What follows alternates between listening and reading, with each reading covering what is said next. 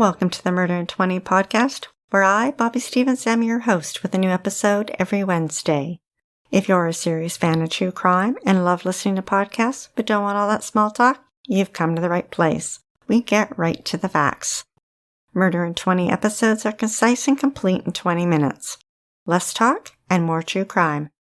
Every episode is free on our website at murderin20.com, Apple Podcasts, Google Podcasts, Spotify, Stitcher, iHeartRadio, and YouTube. Also learn about upcoming episodes on Instagram, Twitter, and Facebook. To support Murder in 20, feel free to leave a 5-star review on any one of them, or all of them. We're not shy. And we couldn't do this podcast without all our sources, which we acknowledge throughout the podcast and are listed on our website. Thanks for tuning in. Now let's get to this week's episode.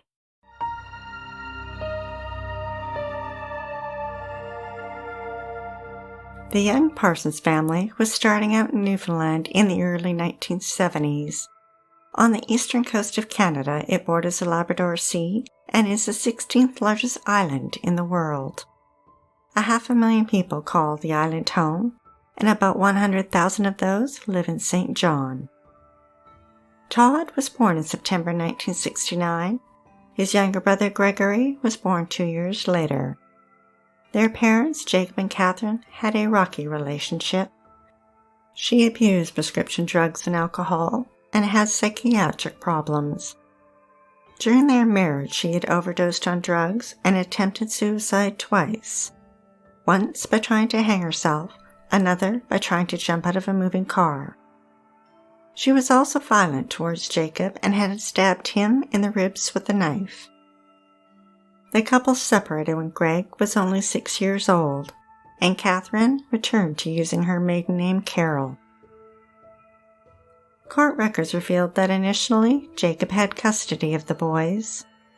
Then in March 1981, they went to live with their mother, and he moved almost 5,000 miles away to Yellowknife in the Northwest Territories. 2 years later, Catherine was at home with the boys and drunk. Child welfare stepped in and seized the boys. She was able to retrieve them under a 1-year supervision order. However, Todd chose not to return to his mother's house and moved in with his grandfather for a time and eventually joined his father in Yellowknife. Jacob offered Greg a job and a place to live, but Greg felt a responsibility to his mother. He felt she had fought hard to keep her sons and was trying to stay sober and was being treated for her depression and anxiety. Numerous doctors had prescribed her medication, which led to other problems. Over a period of 12 months in 1990, she had been prescribed almost 8,000 pills. That works out to 643 pills per day. Now this was before medical records were online and one doctor didn't know what another doctor had prescribed. Catherine developed other disorders and began hoarding food. Her freezer was full to the top. She had an obsessive need for cleanliness and order and kept her house exceptionally tidy and neat. If she saw one of her neighbors get something new, she wanted it too. And she knew how to work the system and would lie to get what she wanted. Greg was a good student and ambitious. He started his own carpet cleaning business when he was only 16. Greg began dating Tina Doyle, who was no relation to his friend Brian with the same last name. Tina's family treated him like a son, and he became very close to them. Greg and his childhood friend Brian got together with their friends for a short time and formed a punk rock band, poking fun at trashy song lyrics, and recorded a parody that mentioned stabbing your mother and father. They never played their song for anyone, and over time it was forgotten about. Greg was left alone to deal with the brunt of Catherine's mood swings, compulsive behavior, and mental illness. As a teenager, he didn't hang out on the streets or get into trouble. Rather, his friends would come over and hang out in the basement. One of those was Brian, who lived just 2 doors down. Rather than knock on the front door and use the stairs, his friends crawled through the basement window and they'd drink the occasional beer. His mother didn't mind his friends coming over and said she was grateful to have him at home. But then, the next day, she'd complained to the neighbors about the noise they made. She also told people that she'd gotten Greg fired from his job, but he was self-employed. Greg just shrugged it off. He knew his mother was lonely and would say things to people to get their attention. Things like she befriended her neighbors, but then would turn on them accusing them of stealing her newspaper delivery money. One time, she invited a stranger to stay on their couch, but 2 weeks later called police, saying he was stealing from her, and filed a peace bond against him. She also filed a peace bond against her son Todd, and filed a discrimination complaint against an employee at a college. She told a neighbor that her phone was getting cut off because Greg ran up a long-distance bill she couldn't pay. Police investigated all her complaints, and they all turned out to be false. Through all the adversity, Greg grew into a responsible young man. He had compassion not only for his mother, but for others whom were disabled or elderly. He helped them by mowing their lawns or shoveling snow and taking out their garbage. The neighborhood admired Greg. In March 1990, his mother had become too much for him to handle, and he moved in with some friends into an apartment. He kept in touch with her and would phone and stop by. Their relationship improved and he moved back home. But the good times didn't last long. She returned to her old ways and within a few weeks ordered him to move out. Then she called him demanding he remove all his belongings. Then called later to say she had put them on the front lawn. Greg arrived to find that indeed she had put his belongings on the lawn, all except one, his VCR. So he went into the house to retrieve it. His mother stood in his way and wouldn't let him into the living room. He held her arms and walked her backwards, making his way into the room. Catherine fell, hit the coffee table, and injured her back. Greg took her to the hospital, and Catherine responded by filing a peace bond against him. In response, he wrote a letter to the court describing the childhood abuse he and his brother had endured. Catherine dropped the matter. Greg made plans to move in with Tina and her family in the new year. On the afternoon of New Year's Eve, Greg and Tina drove over to Catherine's. Tina waited in the car while Greg popped in for a 20-minute visit. They returned to Tina's home, and shortly after midnight, he called his mother to wish her a Happy New Year. Later, he returned to his apartment to attend to his dog and fell asleep. Sometime during the night, his friend Brian, who was intoxicated, broke into Catherine's home by crawling through the basement window. As he did, he pulled the curtain rod down. He removed his clothes and walked into her bedroom with a steak knife in his hand. He slashed and stabbed her 53 times. Details are scarce, but somehow she ended up on the bathroom floor, crumpled in a pool of blood. Ryan took a shower, then slipped out of the house. It was New Year's Day, and Greg slept until early afternoon. He joined Tina for supper at her aunt's house, then they drove over to his mother's house. Tina sat in the car while Greg walked up to the front door and rang the doorbell. When she didn't answer, he guessed that she was out visiting and they left. The next day, Greg called his mother several times and got no answer. At 10:30 p.m., he and Tina drove to her home again. He knocked on the door. Still no answer. So he popped out a front window. His mother's dog was barking and ran upstairs, so Greg followed. He noticed the bathroom door was closed and tried to turn the knob. It was locked. Greg was concerned for his mother and punched the lock hard. The lock popped, and he opened the door slightly. He peeked in and saw her body lying dead in a dry pool of blood. Catherine was 45. Greg ran outside to tell Tina, then called 911. Firefighters and ambulance arrived.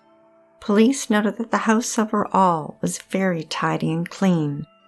Then, in the basement, noticed a latch had been broken off the window and was laying on the floor, and the curtain rod was hanging down. Police didn't find that odd and determined the window was too small for someone to climb through. Greg and Tina were briefly questioned and left the house just before midnight. 4 hours later, they received a call from the police sergeant asking them to come to the police station. Tina was interviewed first for an hour, then they questioned Greg for 3 hours. Greg described his mother's compulsive behavior, hoarding, alcoholism, medications, suicide attempts, and psychiatric issues. He stated that he hadn't been in her house in the last couple weeks, and police asked him if he'd ever noticed the broken window in the basement. And he responded that there was a pane that was partly broken, but it had been covered with another piece of glass, and that the curtains covered the window. Police did not take Greg to view the window. If they had, he would have pointed out that there's no way his mother, with her obsessive-compulsive behavior, would have allowed the curtain rod to dangle like that. And that window had often been used by his friends to come in and out of the basement. But police didn't ask Greg. Later that day, police obtained statements from Catherine's lawyer and psychiatrist. They both repeated statements that she had told them about Greg, saying that she feared for her life. Court records would later reveal that a judge questioned why her psychiatrist would take her statements at face value when he'd made notes that she had a tendency to exaggerate and dramatize her problems, and that she was manipulative and self-destructive. That evening, police asked Greg to return to the station for another interview. They stripped him down to his underwear, handcuffed him, and interrogated him for hours. He voluntarily provided strands of hair for testing and answered their questions, but police were still suspicious. Eventually, they gave him a white paper suit and boots without laces. 5 hours after it began, his lawyer arrived at the station and told police his client was exercising his right to remain silent.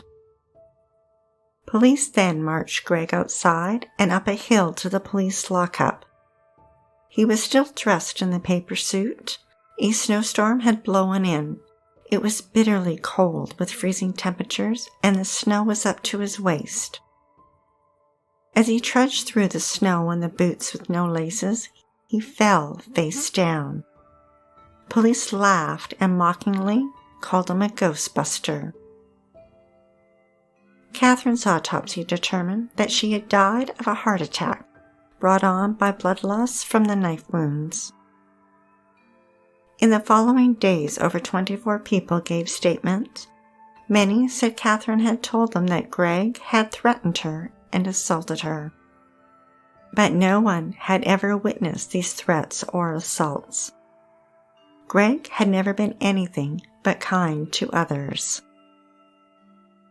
Police interviewed Brian at his parents' house, and he mentioned the song that their friends had recorded just for fun, the parody that mentioned killing your parents. Police used this and Catherine's lawyer and psychiatrist statements to determine Greg killed his mother. They also used a letter he'd written to the court when his mother had filed for his peace bond, saying that it showed he had intense hatred for his mother. Police theorized that after Greg had returned home that night to let his dog out, that he took a serrated steak knife and walked a mile to his mother's house, let himself in with his key, and stabbed her to death. Police were not interested in seeking out any other possible suspects.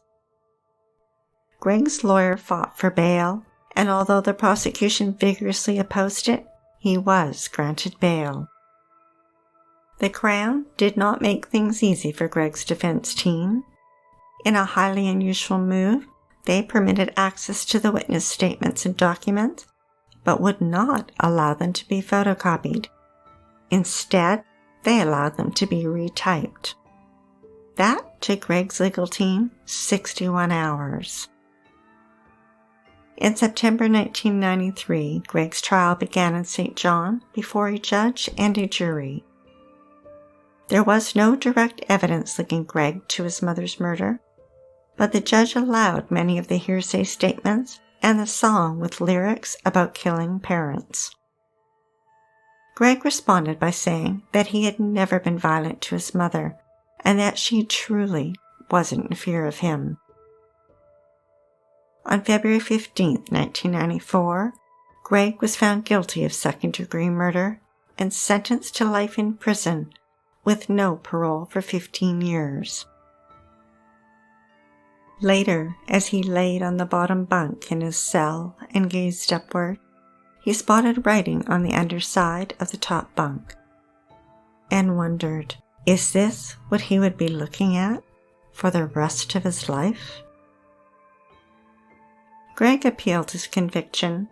Over 300 townspeople signed a statement welcoming his return and stated that they were not concerned for their safety. And 31 friends and relatives signed affidavits in support of his release. After 3 months in jail, Greg was released. When his appeal was heard 2 years later, based on the errors made by the trial judge, his conviction was quashed and a new trial was ordered. But being out was a double-edged sword for Greg. He was relieved to be out, but the fear of being hauled back to prison was always there. He had to sign in regularly at the police station, and when he did, he faced snide comments. The police followed and harassed him and Tina's family. He opened a gym, but police parked outside and shone their flashing lights into it when he had customers, and he was forced to close it down.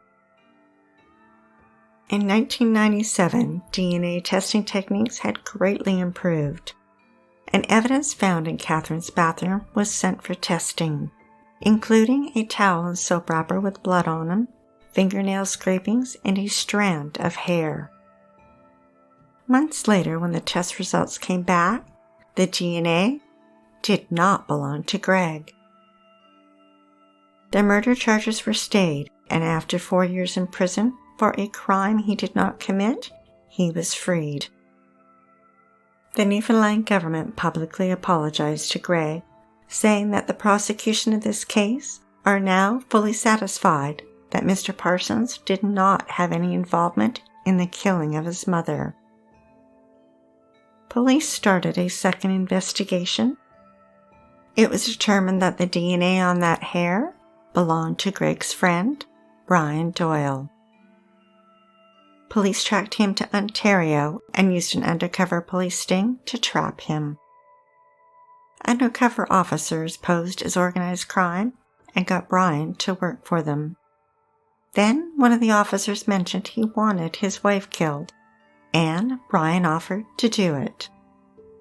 The officer said he'd need to know more about him first. That's when Brian confessed to killing Catherine. 12 years after he murdered his childhood friend's mother, he was charged with first-degree murder. The charge was later reduced to second-degree murder, and in November 1992, Brian pled guilty and was sentenced to life in prison with no chance of parole for 18 years. A judicial review was ordered into Greg's wrongful conviction. The inquiry detailed how poor police work led to him being wrongly convicted. Greg was awarded $650,000 for the time he spent incarcerated, plus $200,000 to pay for his legal bills. He married Tina and became a firefighter, and to this day suffers from post-traumatic stress disorder. In 2015, Brian was moved to the oceanfront William Head Institution just outside of Victoria in British Columbia. And in 2018, he was granted temporary absences so that he could attend Alcoholics Anonymous meetings in the community. Gary, who came to British Columbia for the hearing, told CBC News, "I'm disappointed, but it's nothing to the disappointment to know that he's in this facility. It's a country club. There's one fence. They've got a beach. They got tennis courts. He slaughtered my mom, and he framed me for slaughtering my mom. And then he put a hit on my family." When I started researching this story, I had no idea that a story from across the country would have a connection so close to home. Greg has a valid point about the William Head Institution. In 2019, 2 violent inmates escaped and murdered a local resident. 2 days later, they were caught nearby when an off-duty cop walking his dog spotted them. But that's another episode. In April 2020, Brian was granted day parole, but a year later violated his conditions and was returned to prison. Greg still believes Brian is capable of committing additional crimes.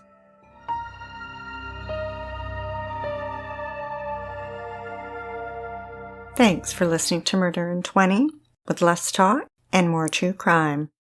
Be sure to tune in next Wednesday for the episode of Kristen Rossum and Greg DeVille. Both from prominent families, they had successful careers and the perfect marriage. That is, until she had an affair and he turned up dead. One extra needle mark and a surprise lab test led to his murder. If you're dying to hear more, past episodes of Murder in 20 are available for free at murderin20.com, Apple Podcasts, Google Podcasts, Spotify, Stitcher, iHeartRadio, and YouTube. And every week we announce upcoming episodes on Instagram, Twitter, and Facebook. Until then, stay safe, sleep with the lights on, and don't play with strangers.